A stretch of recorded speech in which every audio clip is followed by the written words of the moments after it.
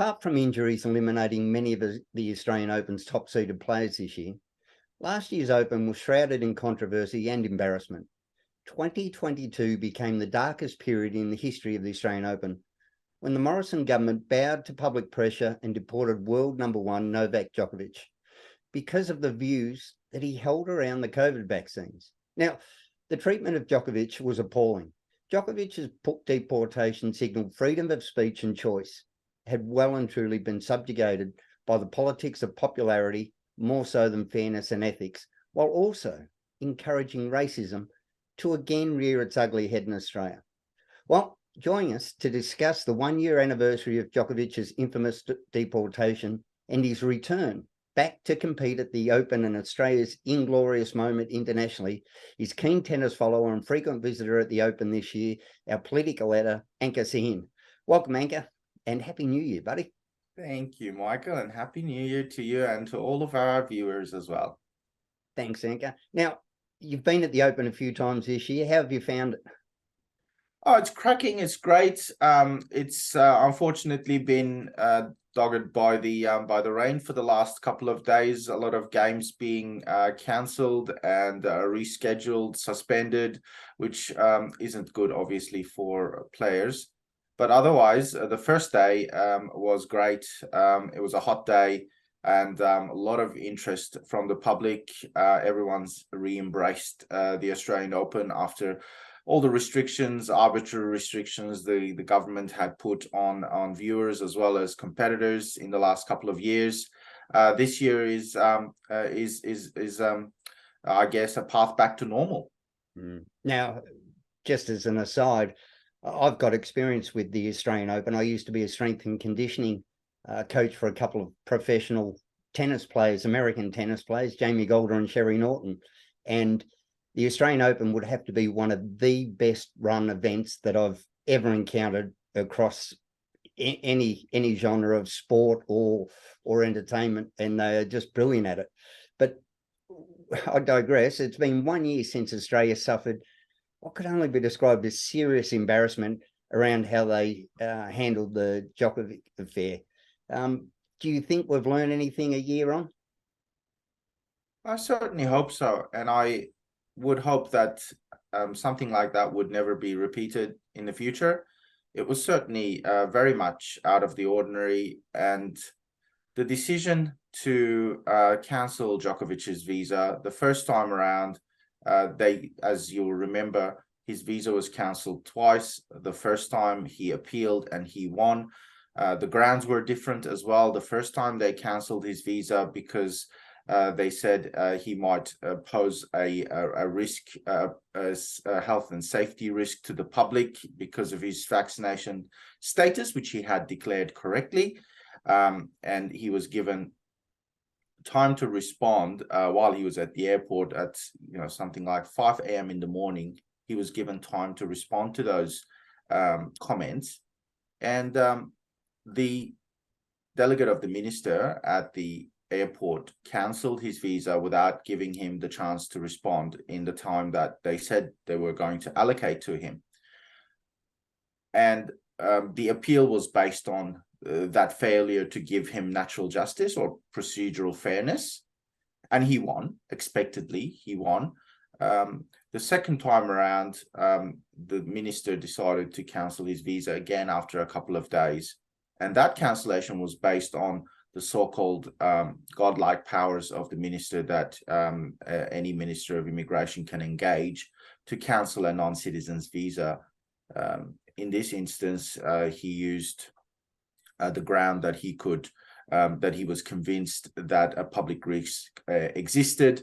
And despite the success of the appeal, the first appeal, he was cancelling his visa because he thought that Djokovic could act as some sort of talisman for anti-vaccination statement, anti-vaccination stand, or anti-vaccination sentiment in Australia. And that's how the second cancellation happened. In order to fight the second cancellation, his lawyers had to prove that the minister had acted irrationally, illogically, or unlawfully.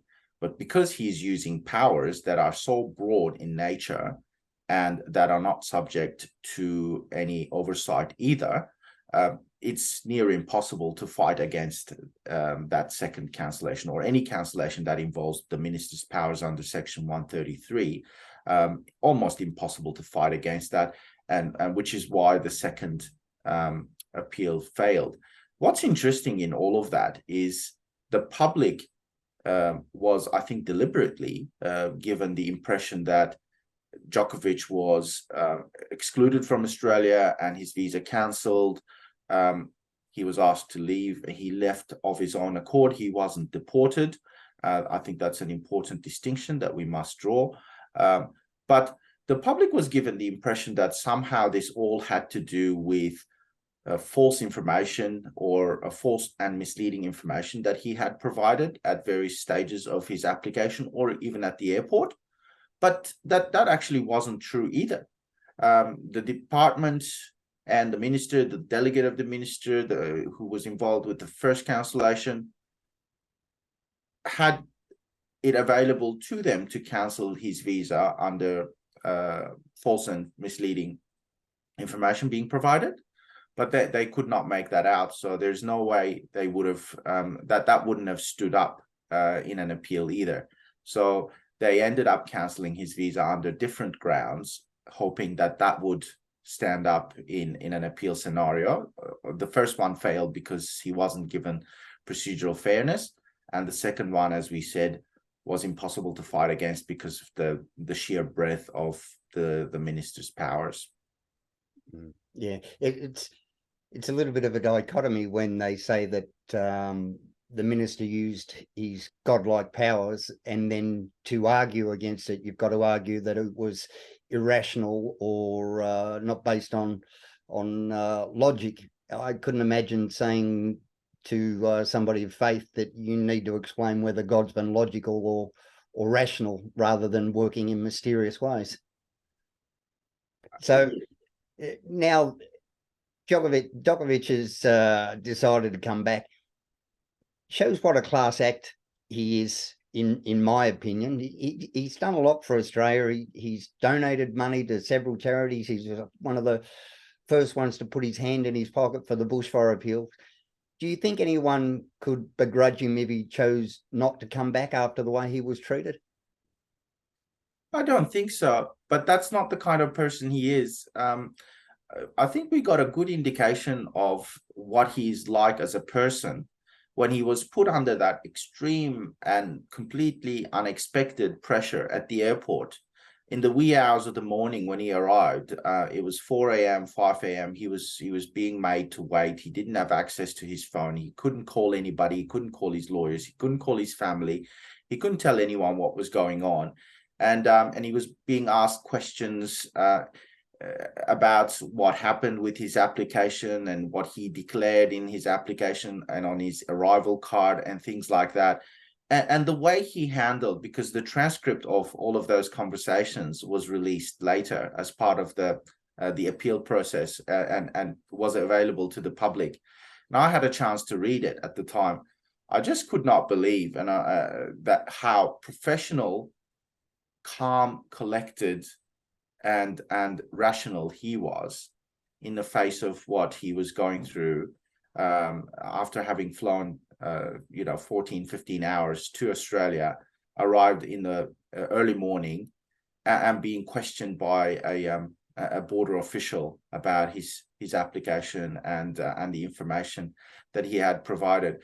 So he's the kind of person who I think doesn't really operate that way. Somebody else, a different person may have reacted differently, may have possibly turned the fact that he received an exemption from the exclusion period that he was given as a result of his visa cancellation. He was given an exclusion period of 3 years, not to return to Australia on a temporary visa. That exclusion period was waived by the current minister when he made his application to re-enter Australia on this particular occasion. Another person may have used that to make some sort of statement about what happened to him last year and the unfairness of it all and things like that. But I think he's as people sometimes say, he's the bigger person, so he doesn't go down that sort of route. Yeah, and we could only imagine what's happening. And again, there's that dichotomy of not so much what we're looking at, but where you're looking from. We see many people try to come to this country on what do we call it? Refugee status, and many people supporting that, saying, no, we need to not stick to the letter of law. We need to be compassionate and empathetic as a nation and let them in. But this was a little bit of class warfare, wasn't it? Where the Morrison government was happy to go, you know what, this isn't playing well. He's seen as somebody privileged or with more advantage and resources. We can go after him, and we're punching up rather than punching down. So we'll give this one a good run. There's certainly some indication that they wanted to make an example out of him, which is why he was chosen ahead of some other players in last year's Australian Open. I don't think he was the only person who was asked to leave, by the way. I think there were 2 or 3 other minor players whose visas were also cancelled quietly, and they left without challenging their, going to appeal, as Djokovic did. And the reason why the Djokovic case attracted so much attention was A, because of his name, and B, because he decided to spend the money on an appeal the first time around. And of course, when he won, that sort of suddenly made it even bigger news, because it put pressure back on the minister to make that decision as to whether to use those extensive godlike powers to cancel for a second time or not. So that was the difference. But I think there is certainly a feeling that the government at the time, in trying to promote the border restrictions that Australia still was implementing at that time, tried to use his case to make a statement about how those restrictions were going to continue to be enforced.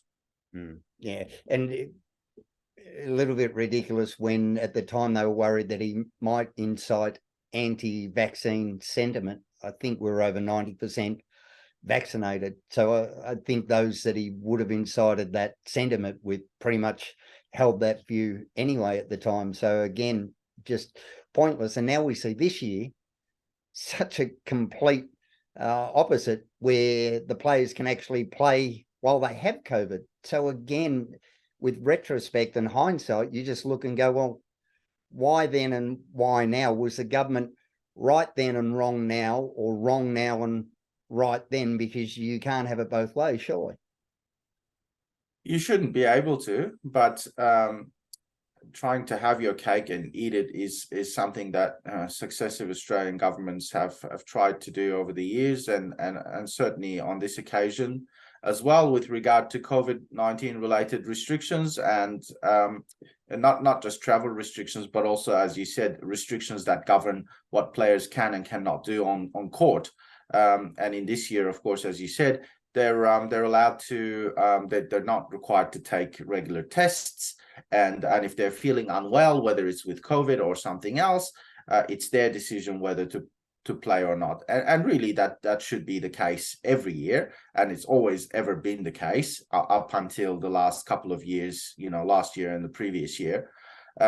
So yeah, in that regard, I guess we could say that things have gone back to, in terms of settings, things have gone back to where they are, and back to individual responsibility and players making decisions in line with how they feel.